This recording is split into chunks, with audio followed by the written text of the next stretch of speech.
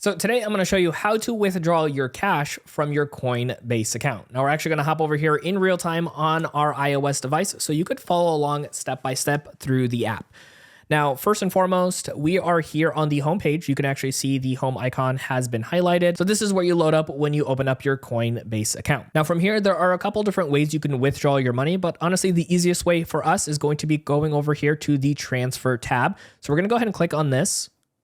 And it's going to bring up a couple of different menu options, one of which says withdraw cash. So you can either click the word or the right-hand arrow. Now it is going to give you a quick little update saying that you can actually convert it over to USDC instead if you'd like to, which you can also go ahead and click on do not show again.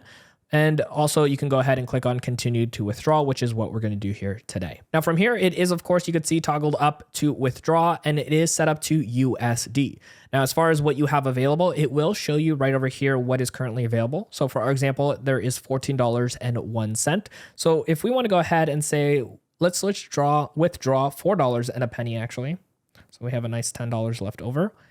So we're going to go ahead and put $4 and a penny, and then it's going to tell us where we want to transfer it to. Now it automatically chooses the bank account we have on file, but if you have multiple bank accounts, you can actually go ahead and click on the word transfer to, and that's going to pop up all of your different accounts that you have on file. Now you might notice that one of them says instant with some additional fees if you wanted to have it transferred instantaneously. There are also the other options as far as different bank accounts you have on file. So go ahead and choose whichever option is going to be the one you want to go with. And then that's going to go ahead and change here. And it is going to let you know how long it's going to take, which is anywhere from 1 to 3 business days for that transfer to go through.